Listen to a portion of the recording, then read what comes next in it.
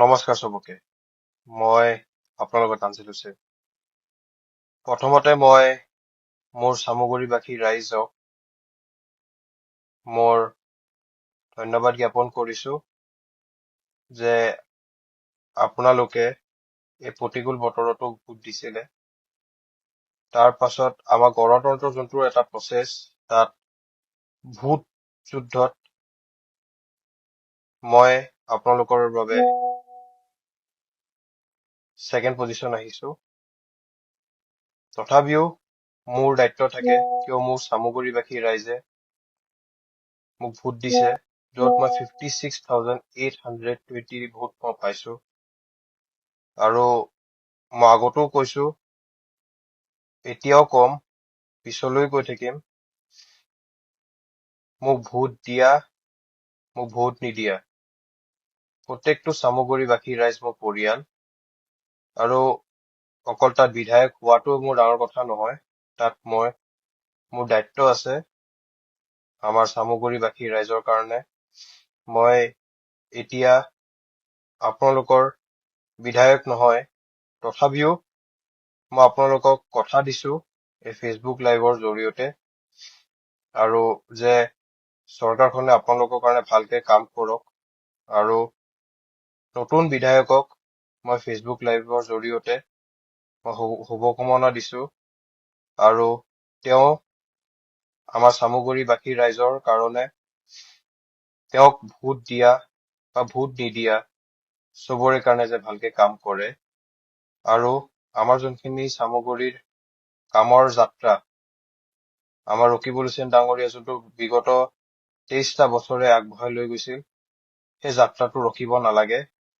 কিয় কাৰণে আমাৰ যোনখিনি নিৰ্বাচনিক হিংসা তাত সৃষ্টি হল, সেই নিৰ্বাচনৰ পাছতো এতিয়াও বহুত জেগাৰ পৰা খবৰ আহি আছে, আমাৰ চিঙিমাৰীৰ পৰা খবৰ আহিছে, দৰিমুখৰ পৰা খবৰ আহিছে, পেনাইৰ পৰা খবৰ আহিছে, ভাটিয়াখালীৰ পৰা খবৰ আহিছে, আমাৰ বাজিয়াগাঁৱৰ পৰা খবৰ আহিছে যে এতিয়াও হিংসা সৃষ্টি হৈ আছে।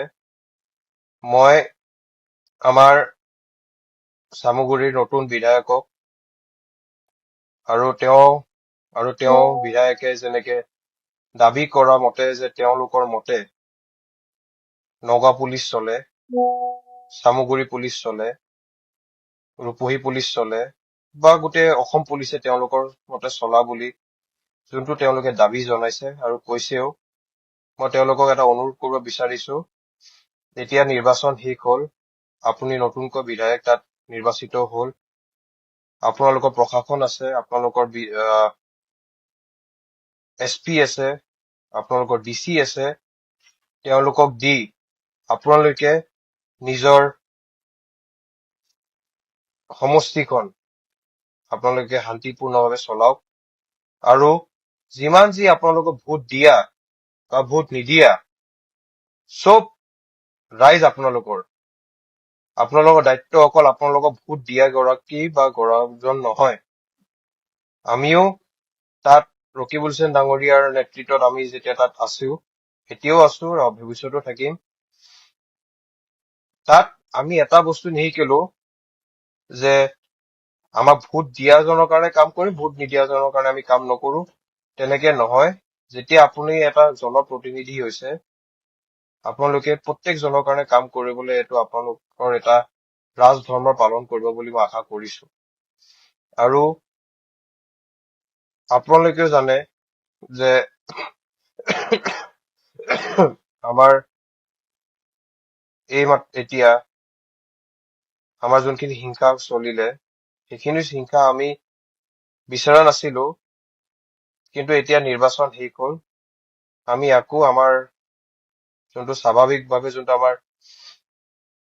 জীৱন যাপন, সেইখিনি আমি কৰিব লাগিব। আৰু নতুন বিধায়কক মই অনুৰোধ কৰিছো, বিধায়ক ডাঙৰীয়াক, যে আপোনাৰ সমষ্টিৰ প্ৰত্যেকজন ব্যক্তিক নিৰাপত্তা দিয়াটো আপোনাৰ দায়িত্ব, তাত কোনো যে হতাশ নহয়। আৰু মই এই ফেচবুক লাইভৰ জৰিয়তে চবকে মই আমাৰ চামগুৰিবাসী ৰাইজক কৈছো, মই তানজিল হুছেইন আপোনালোকৰ চামগুৰিৰ এজন সন্তান, নাতি, ভাগিন, ভতিজা। মই আপোনালোকৰ মাজত আজি আছো, কালি আছো আৰু ভৱিষ্যতো থাকিম। আৰু যেতিয়া য'ত যেনেকে মোক আপোনালোকে বিচাৰিব মই তাত আহিম। আৰু চৰকাৰখনে যদি অন্যায়ভাৱে তাত কোৱাত কাম কৰে তাত প্ৰতিবাদ কৰিম আৰু তাত কেনেকে কাম কৰিব লাগে চৰকাৰৰ ভাল ৰাস্তাটো দেখাই দিম। আৰু আমাৰ চামগুৰিৰ তাত বিধায়ক হোৱা নোহোৱা কোনো ডাঙৰ কথা নহয়। আমাৰ চামগুৰিখন আগবাঢ়ি যোৱা সপোনটোৱে আমাৰ মেইন, মোৰ বা আমাৰ নেতা ৰকিবুল হুছেইন ডাঙৰীয়াৰ যোনটো আমাৰ মূল কামটো হ'ল আমাৰ চামগুৰিৰ আমি উন্নয়ন আৰু আগবাঢ়ি যোৱাটোৱে আমাৰ সপোন।